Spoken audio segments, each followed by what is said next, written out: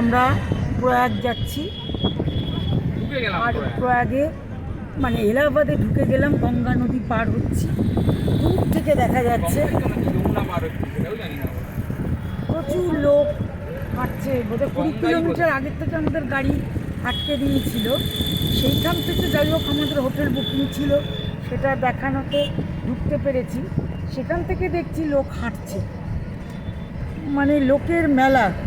কত লোক যে হেঁটে চলেছে, মাথায় পোটলা নিয়ে বিভিন্ন ধরনের।